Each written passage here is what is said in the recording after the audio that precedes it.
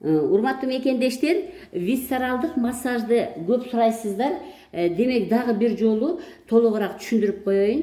Демек висцералдык массаж деген сөз бул курсактагы органдарды түртүү деп аталат. Демек мен азыр курсактагы органдарды кантип күнүгө биз үйдөн түртүшүбүз керек, ошону үйрөтөйүн. Адам өзү жатып алып, өзүн мындай колу менен түртө албайт. Бул оор болуп калат. Колу менен түртө албайт. Ошон үчүн мен айтам, мындай бир убалик алгыла дейм да, мындай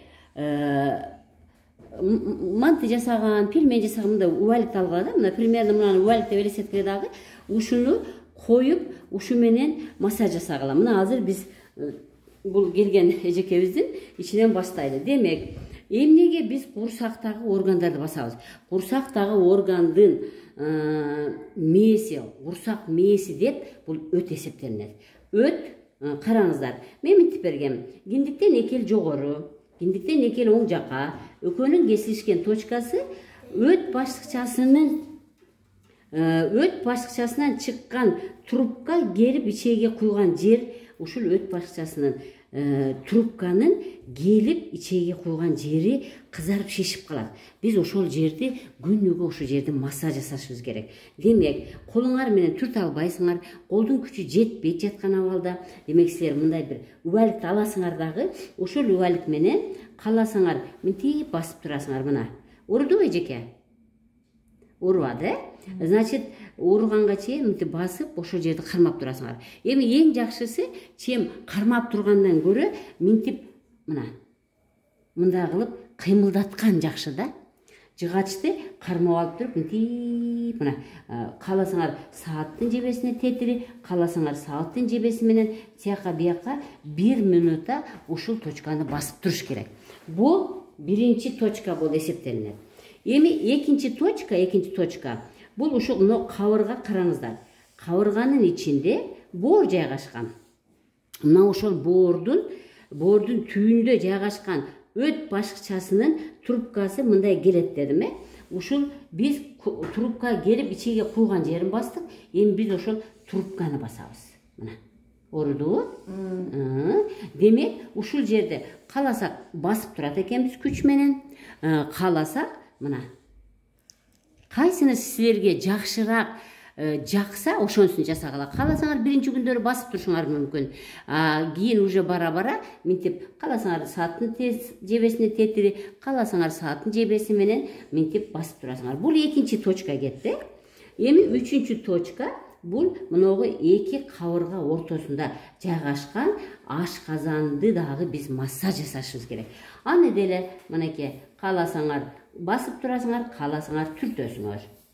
Так, төртүнчү точка бул мыногу сол кабырганын астында ичеги жайгашкан, мынакей. Ичеги жайгашкан. Муну дагы мына же кармап басып турасыңар, мына кабырганын астына колуңарды мынтип басып турсаңар да болот, или мынтип массаж жасайсыңар.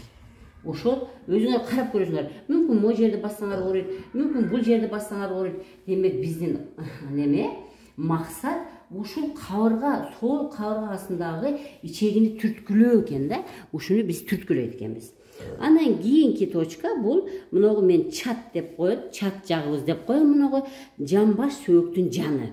Орусча паховая область дейт. Мына ушул жамбаш сөөктүн жанын мына басып, баягы убалик менен мына мынтип бассаңар болот, бияка бассаңар болот, кааласаңар мынтип басып, үстүнөн мынтип басып кармап турсаңар болот. Ар бир точканы 1 минутадан басасыңар. Кийинки точка ошол эле сол жамбаш сөөктүн жанындагы ичегилерди түртүү. Бул дагы ошол кааласаңар мынтип түрткүлөйсүңөр, кааласаңар басып турасыңар. Андан кийинки точка бул мыногу табарсык үстүндөгү сөөктүн басуу.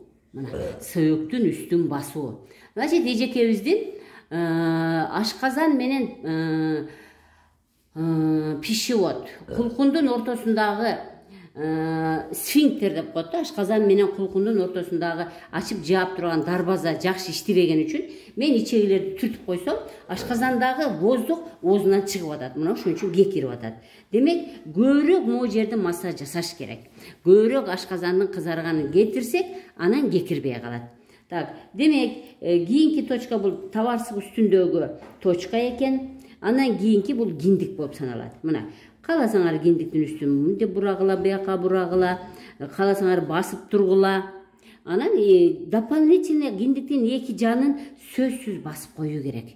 Бул дагы ошо ичеги, себеби ичеги мындай жайгашкан да, ички ичеги. Ички ичеги ушул эле жасап койгон менен болбойт. Анын жанын дагы ушинтип үбалык менен мынтип аяка бияка түртүп 1 минутта басабыз. Эми акыркы точка 3 эл жогору уйку бездин точкасы болот. Демек, биз уйку безди дагы сөзсүз түрдө түрткүлөп, басып, мына басып турсак да болот экен, түрткүлөсөк да болот экен, ушинтип массаж кылып, ичибиздеги жайгашкан органдардын бардыгын висцералдык массаж жасоо. Муну кааласаңар эртең менен ач карынга жасагыла, эринбесеңер жатарда дагы жашап жаткан.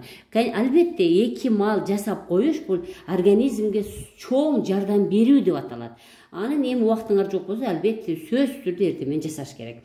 Мен 2 жолу жасагыла деп кеңеш бермекмин. Демек, урматтуу мекендештер, курсак тазабы? Кыргыздар илгери ошон үчүн айтканда, ошон үчүн мындай деген макал айтып кеткен. Ичиң таза болсун деп. Мына, силердин ичиңер тазабы? 2 бутуңар таза.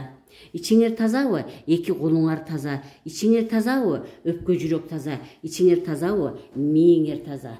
Баш сөөк таза. Демек, урматтуу мекендештер, кимдегин жакшы болом десе, эч кандай эч нерсени укпай эле өзүнө өзү висцералдык массаж жасай берсин. Албетте, буга кошуп лимфа массаж жасаш керек. Аны болсо тереңирээк YouTube'да бергем, ошону ачасыңар, ошол жактагы күнүгө адам өзүнө өзү лимфа массаж жана висцерал массажды жасап жүрүү керек экен. Мен силерге ден соолук каалаймын. Курсагыңар менен иштеңиздер.